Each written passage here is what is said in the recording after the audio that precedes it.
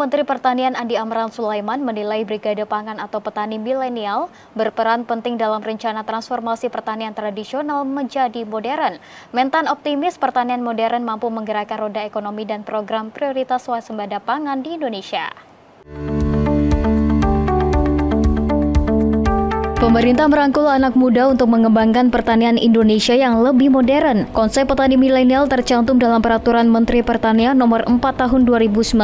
Program petani milenial bertujuan membentuk SDM unggul di sektor pertanian, khususnya bagi keberlangsungan petani di Indonesia yang saat ini hanya dijalani para orang tua. Target dari program ini adalah mereka yang berusia 19 hingga 39 tahun. Dalam keterangan resmi, Mentan Andi Amran menyebut dengan konsep pertanian modern, maka potensi ekonomi yang bisa diraup petani milenial cukup besar, yakni mencapai minimal 10 juta rupiah per bulan. Program ini akan disebar di 12 provinsi yakni Papua Selatan, Merauke, Kalimantan Tengah, Kalimantan Selatan, Kalimantan Barat, Sumatera Selatan, Aceh, Jambi, Riau, Bengkulu, dan lain sebagainya. Kemudian kita berikan alat pertanian, berikan benih unggul dan seterusnya dalam rangka pembinaan generasi milenial dan generasi Z.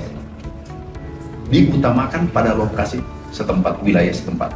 Program petani milenial bagi anak muda akan berisi kelompok tani dengan satu kelompok berisi 15 orang dan akan mengelola lahan dengan luas tertentu. Petani yang tidak memiliki lahan pun dapat mengikuti program ini, namun begitu sistem bagi hasil 70 untuk pemilik lahan dan pengelola, 30% untuk kelompok tani milenial.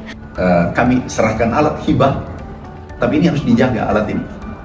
Caranya adalah sistemnya 70-30 bagi yang punya lahan 30, kan itu berlaku seluruh Indonesia, 30%, yang mengelola 70%. Oke? Nah ini yang 15 orang mengelola, dia mendapatkan 70%.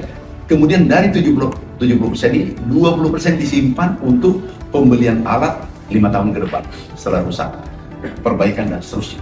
Mentan juga memastikan perusahaan pangan Perum Bulog akan jadi off-taker hasil pertanian dari petani milenial. Menurutnya, Kementan menjamin harga gabah kering panen yang diserap Bulog paling sedikit sebesar Rp6.000 per kilogram, serta tidak membatasi penjualan hasil panen para petani milenial ke perusahaan plat merah itu saja.